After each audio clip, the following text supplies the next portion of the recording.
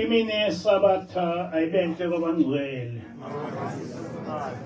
Sizovula nesihlabelelo 17. Inkosi uphana.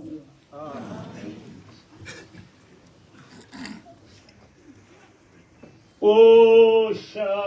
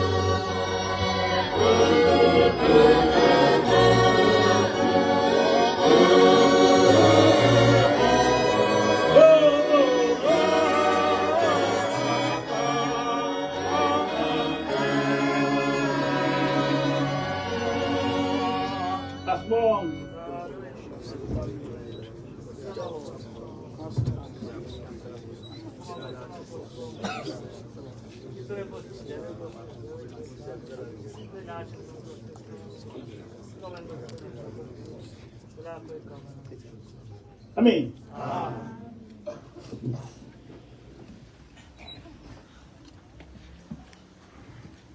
Isihloko salenkonzo sithi South Africa vuka. South Africa vuka. Amahubo 83 verse 1 to 5. Nkulunkulu ungathuli. Ungali ukukhuluma uNkulunkulu. Ngokuba bheka izitha zakho ziyaxokozela. Nabakuzondayo bayakuvukela. Ngokuqili benza uzungu ngabantu bakho. Baceba ukulwa nabafishiweyo bakho. Bathi wozani sibaxothule. Engabe besaba isizwe. Negama lika Israel lingabe lisakhunjulwa. Amen. Namhla ngifisa ukuchaza kafuphi umehluko phakathi kwenkolo yobuKristu nobuNazaretha. Angisho ukuthi lezi zinkolo asifani neze. Into eyenza zibukeke zifana ukuthi ngesikhathi sobandlululo ubuKristu kwakunguhulumeni. Ezinye izinkolo ziphoqiwe ukulandela khona. Kukaningi uShembe eboshwa zimishini ngoba bethi leli bandla lakhe liphambene nobuKristu. Ngakho ke aliphele.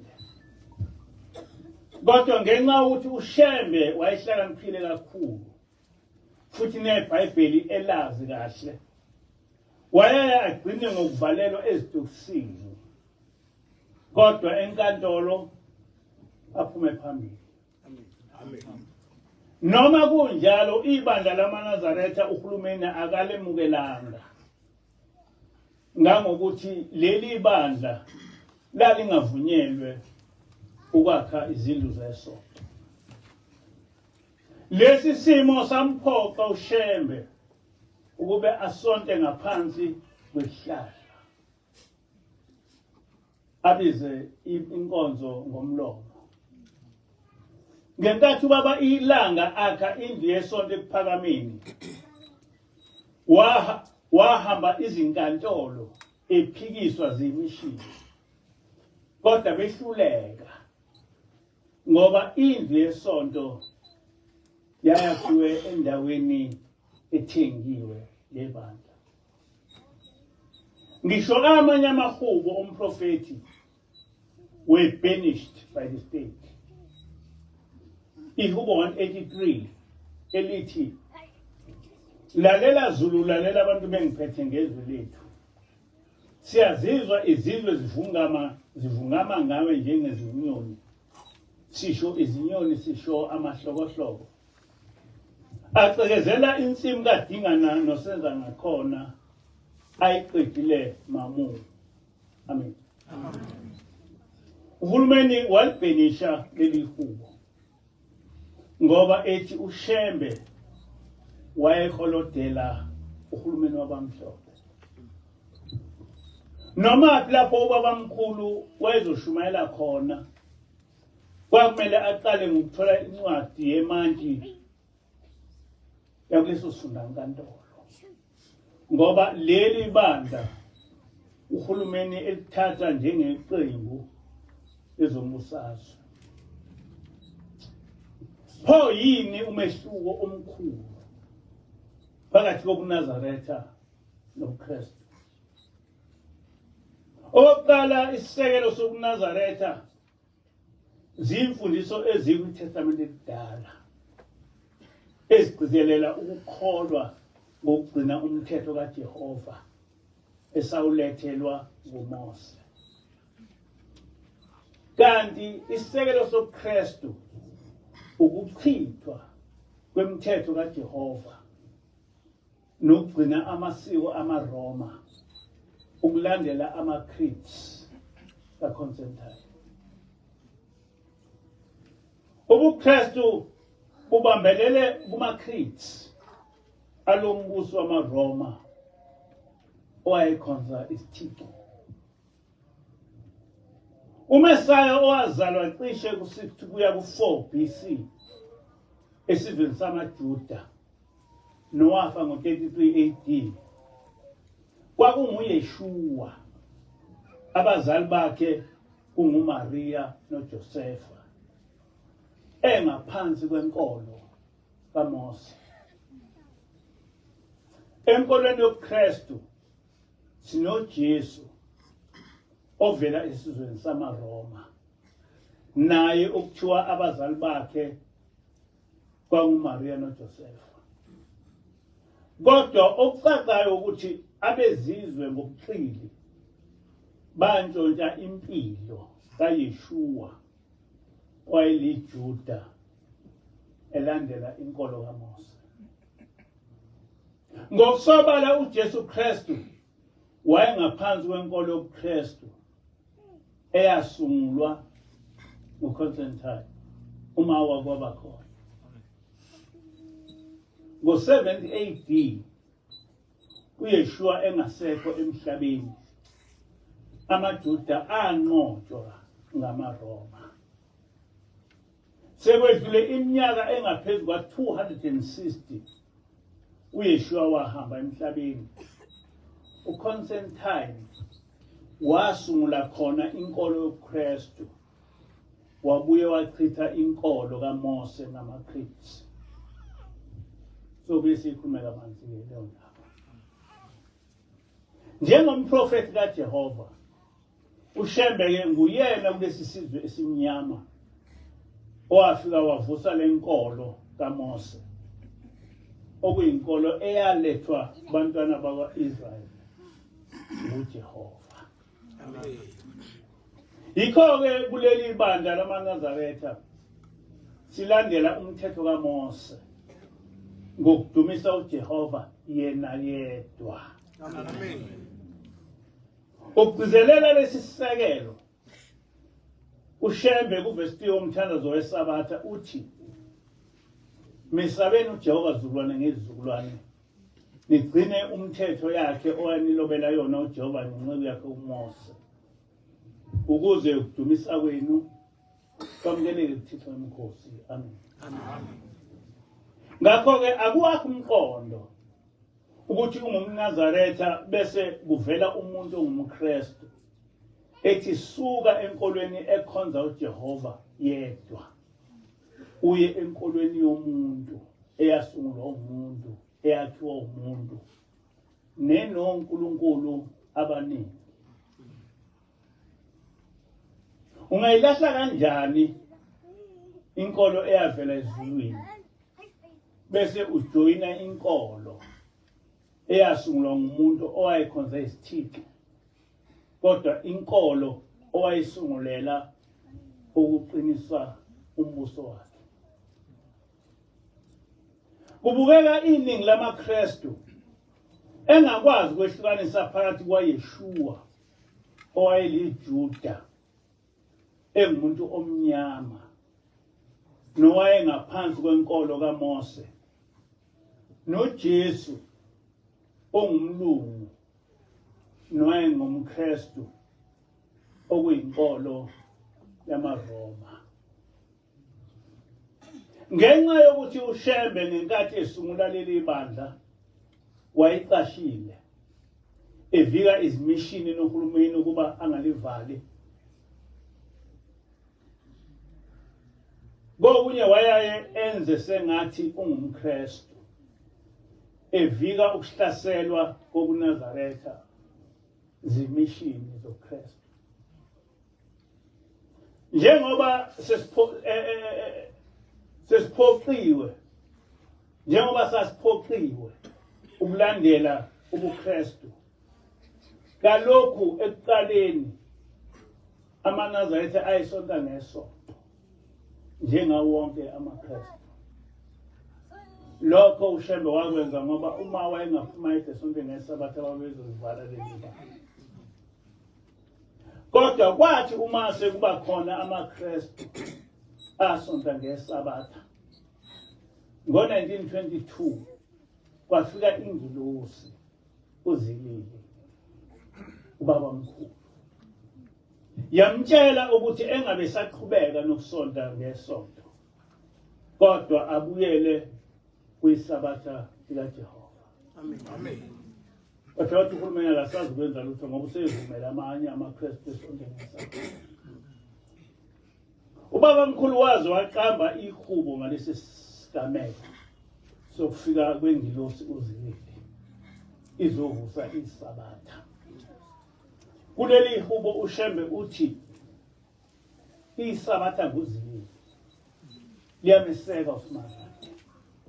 Sivukile ngokubakhonza masigcine isabatha.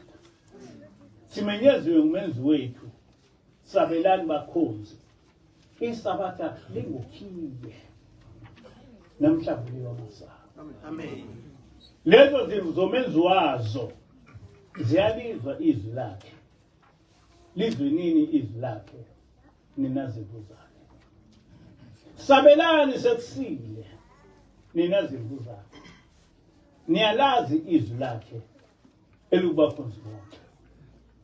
Vungamani nibabaze ngalowo musa wakhe.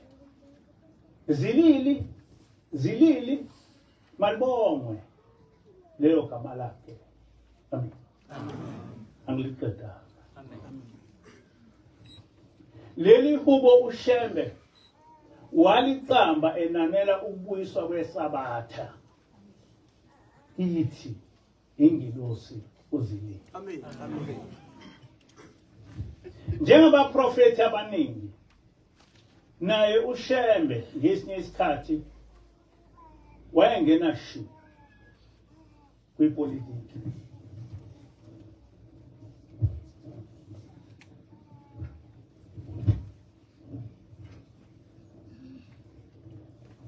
Ukunika isibonelo kwintshumayelo ubaba mkhulu owayenza enkonzweni yaseRosboom mhla 28 August 1933 wakhuluma kanje: fundani nizwisise kahle isizwe sakithi, ningakhonzi izitha zethu.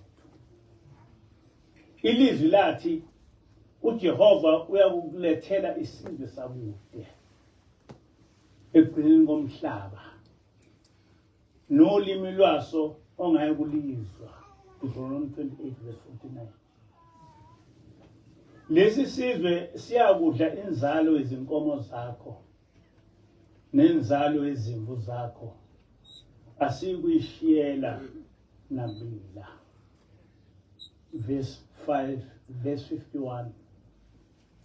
Nina bendlu kasenza ngakhona hlolisisani enikufundayo, nizwisise, ningakhonzi izitha zenu akhuluma ngazo uJehova kinina emandulo. Wathi uyonilethela isizwe sakude. Deuteronomy 28:48. Wathi uJehova kuleso sizwe niyakukhonza izithixo zemithi namatshe. Verse 36. Wathi uJehova kuwe kuleso sizwe oyokulethela sona uyakuba isimangaliso nesaga. Ukuthi isaga kusho into yokuhlekisa. Wathi futhi uJehova negama lakho liyoba elokuntela. Verse 37. Wena-ke muntu onsundu vula izindlebe zakho uzwe, namehlo akho ubone igama okuntelwa ngalo lapha emhlabeni, ukuthi elasiphi isizwe. Akwena muntu omnyama na? Umuthi ongenasithelo usizani kowutshalile na? Uma ukukholwa kwenu kunilethela usizi, usizani? uJehova wathi uyozala amadodana namadodakazi akho, kodwa awukuthokoza ngawo. Akashongo kuwe muntu omnyama na. Verse 41. Akusuwena yini ofundisa indodana yakho kahle esikoleni, muntu omnyama na. Ekuqedeni kwayo ukufunda, leyo ndodana yakho yathi ke uma ibuya esikoleni yakulandela yini wena na. Yake yabuye uzosenga izinkomo lapha ekhaya na. Noma yake yawabamba amazinyane embuzi ukuba ancwele. Ayizange ibuye. Yahamba yaya kwesinye isizwe ayosebenzela abafazi abangesibo onina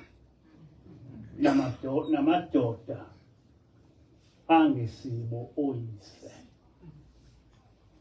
Laqaliseka-ke izwi lomlomo ongakhulumi imanga uJehova lokuthi uyozala amadodana namadodakazi akho, kodwa awukuthokoza ngawo ngokuba ayakuthunjwa. Verse 41. Namhla intombi yakho ikhuleliswa yindiya, liyithinge phansi njengamafinyila, ngokuba kuyintombi yesithunjwa. Konke lokho uyakubona, uphelelwe amandla, ungenawuhlonipha, ngoba awumkhonzanga uJehova, wakhonza izitha zakho. Intombi yakho namhla ikhuleliswa umlungu, ayithinge phansi njengamafinyila, ngokuba kuyintombi yesithunjwa. uJehova wakuyekela khona lapha ezinyaweni zezitha zakho ukuba zikuxove, zikunyathele njengestingi. Verse 46. Wafundisa indodana yakho, uyifundisela ukuba ihloniphe esinye isizwe, kodwa ingamhloniphi uJehova. Yathi thengisa ngale nkomo yakho engazange iyeluse esibayeni sakho, nempela wayithengisa. Yathi baba nikelela uzondelelo. Awabuza ukuthi mntanami, lo zondelelo uzondelela wokwenzani namangazi. Awubuzana ngani ukuthi ndodana yami ilobu kufundisi engakufundisela khona na. Yasuka lapho yaya kunina yathi, mama, khipha imali yonyanga ntathu yethikithi nemali kahona. Nonina akabuzanga ukuthi mntanami, ibona yini lobu kufundisi engakufundisela bona na. Le mali yayithatha, yayibopha ngeduku, yahamba nayo yonke, eyithathe kuyise nakunina, eyithathe ngobuqili, eyonika enye indoda yesinye isizwe esingaziwanga oyihlo bethu. Verse 36. Yashiya unina ehlubule, engembethe lutho, ayizange ibuyise lutho emzini kayise ngalobu bufundisi bayo. Kepha uyise wathinta konke okusesandleni sakhe mhla eyise esikoleni, kodwa ayizange ibuyise lutho emzini wakhe. Wayethi uyifundisela ukuba ibe umfundisi kaNkulunkulu, kanti uyifundisela ukuba ibe isitha sokumhlubulisa kanye nonina wayo. ekuyifundiseni kwakhe le ndodana yakhe wathengisa ngocansi lwakhe efuna imali ukuba le ndodana yakhe iye esikoleni iyoba umfundisi kaNkulunkulu. Kodwa iyabuya lapho isizothatha imali kanina iyonika lo mfazi ongaziwayo wesinye isizwe ongazange ayihluphekele ngalutho. Amen. Le ntshumayelo iqondile ikubeke ngokusobala umprofeti ukuthi uDeuteronomy 28 ukhuluma ngathi, ukhuluma ngesizwe esimnyama okwathi ngobona uJehova wasenza sabuswa ngezinye izizwe. Kuverse 2 uJehova uthi, nina-ke indlu kasenza ngakhona hlolisisane enikufundayo nizwisise, ningakhonzi izitha zenu akhuluma ngazo uJehova kunina emandulo. Amen. Njengoba sesichazile, umprofeti u-Isaiah Shembe wafika wavusa ibandla likaJehova eleza kithi ngoMose, laqhutshwa ngabaprofeti bakwa-Israyeli kwaze kwagcina ngoYeshua nabafundi bakhe. Yikho-ke kule nkolo sifundiswe ukudumisa uJehova yena yedwa. Asibulandeli ubuKristu ngoba bona bukholwa ngokwenza ngokwezimfundiso zikaConstantine, yena owachitha ibandla likaJehova ngamaKristu. Isizwe samaZulu nezinye izizwe ezivela kubanguni ziyisizwe esiyisizukulwane sika-Israyeli. Amen. Isizwe esikhethiwe nguNkulunkulu. Uma ujwayele ukulalela izinkulumo zomprofetikazi uSister Celestia, naye uyaye afakaze ukuthi uNkulunkulu uthi uyayithanda iSouth Africa. Kukhona-ke amaNazaretha asengihlasela ngokuthi ngokusekela uJacinta noPhakela Mthakathi exosheni abokufika eSouth Africa, sengiyeke ukuba ngumfundisi ngangena ipolitiki. Kodwa yonke inkolo kaJehova kusukela kuMose ekhipha abantwana bakwa-Israyeli eGibhithe ingepolitiki. Njengoba sesike sachaza, noShembe okunguye owavusa inkolo kaMose, ezinye zezintshumayelo zakhe ziyipolitiki. Isizwe sakwa-Israyeli ekuqaleni sasise-North East Africa, namuhla esibizwa ngokuthi i-Middle East noma iPalestine. Ngaleso sikhathi kwangekho mingcele esikhona manje, yenziwa abantu abamhlophe. Emva kokubusa kwenkosi uSolomoni, lesizwe sahlukana saba imibuso emibili. Ekwehlukaneni kwaso umbuso wakwa-Israyeli wehlulwa ngabezizwe, kodwa umbuso wakwaJuda wasimama iminyaka eminingi. Umbuso wakwa-Israyeli waphela. Ngo-7 AD umbuso wakwaJuda wanqotshwa umbuso wamaRoma. Amanye amaJuda abalekela eWest Africa.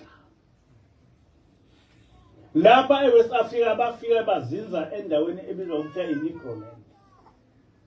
Sebebizwa ngabezizwe ngokuthi ngamaNegro, ukusho isizwe esinebala elimnyama.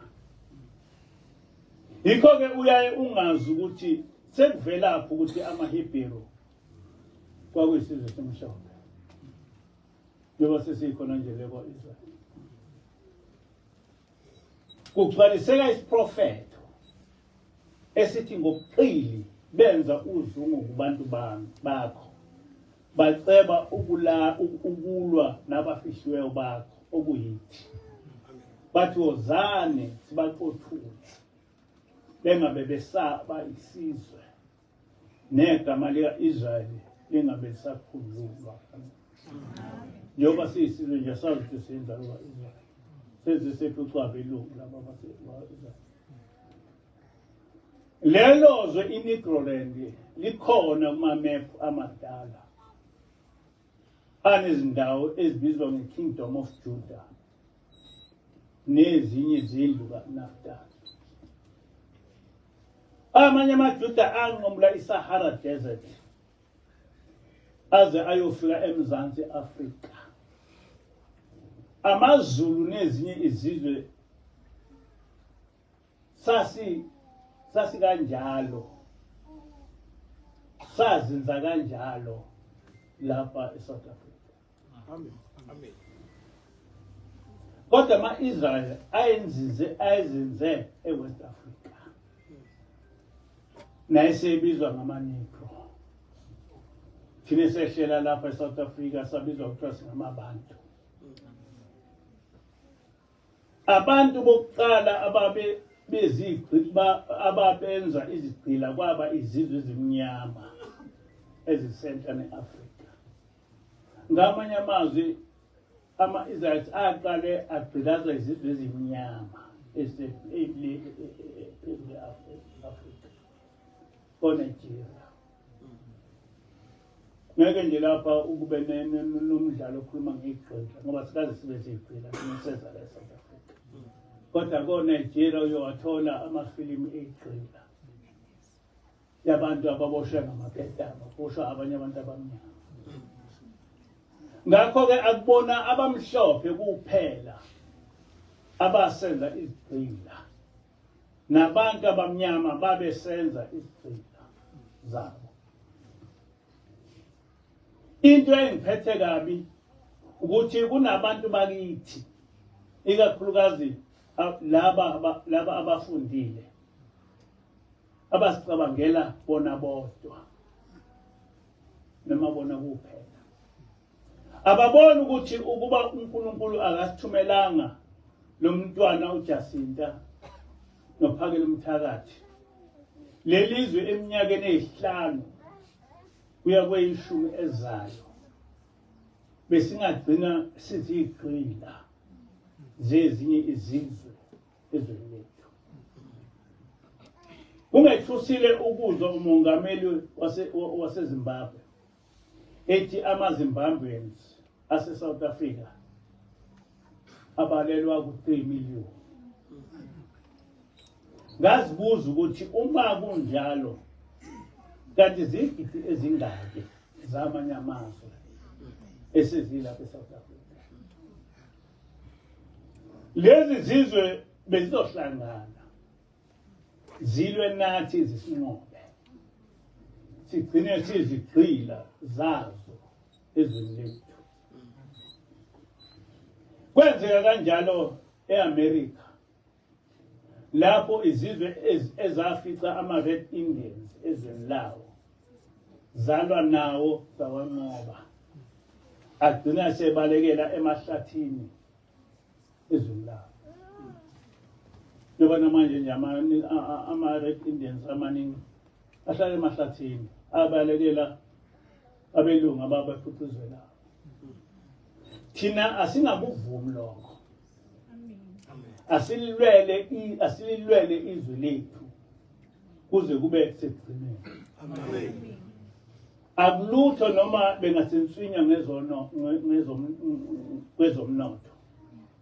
Lokho kobe kungaqali ngathi. Ngiyavumelana noNtombenhle Njomane ukuthi ekuleleni kwethu, ekuleleni izwe lethu, we must be shameless. Ukuthi basithuka bathini, we must remain shameless. Kodwa asingavumi ukuphucwa ngezinye izizwe lethu. Sigcine sesizigqila zabo. bheka nje indlela abafike ezweni lethu baseyisangayo bathi singamavila siziphuphu basho konke abakuthandayo ngathi mina ukube ngisemusha ngabe nami ngilekelela oJacinta noPhakala Mthakathi silwele siyilwe kuze kube sekugcineni lethu ngiyasiqhenya ngamantombazana afana noPrince Mthomeni noNtombenhle Njomane ngoba njengaye uJacinta badlala indima enkulu ukukhulula lesi sizwe sakithi. Ngiyazi ukuthi uma ngikhuluma ngoNtombenhle noLukuzana Zulu kanifuni nayikho into engidlulayo anobheka ngaphandle kwaJacinta kunamantombazana amabili very intelligent and very diligent uNtombenhle okaNjomane noPrince okaMthomeni if I'm not mistaken. Bona-ke balwela ukuthi i-constitution i-reform njengokwejwayelekile izitha zikaJehova zizama ngawo wonke amandla ukuqeda ngoJacinta noPhakala Mthakathi. Kodwa ngiyethemba umdala wezinsuku uzowavikela lamaqhawe akithi. Angazi ukuthi abafundisi bamabandla kwenziwa yini kutholakale singalizwa izwi labo kulesi simo esidinga wonke umuntu waseSouth Africa. Lezi zizwe bona ziyobayeka yini noma abahlanganisi nalesi simo ngoba bekholwe kakhulu. Ngabe bona abawuboni umonakalo owenziwa nguhulumeni wethu ngokuletha ezinye izizwe kuba zizoqeda ngathi izweni lethu. Sekutholakale ukuthi i-Department of Health iqashe ama-foreign professionals angu-551 nayiholela 612 million rand ngonyaka. Kodwa kunamakhulu ngamakhulu odokotela abakithi abahleli emakhaya ngoba kuthiwa ayikho imali yokuholela. Can you believe that? Kukhishwe 612 million kuba kuqashwe odokotela aba outside South Africa. Odokotela bakithi ufunde uhlale phansi ngoba kuthiwa ayikho imali. Yonke imali. What kind of government do we have? I just don't know. What kind of person oyayithi ufanele ama-foreigners ezohlala kithi? Is that person so blind to such an extent ukuthi akaboni ukuthi kwenzekani?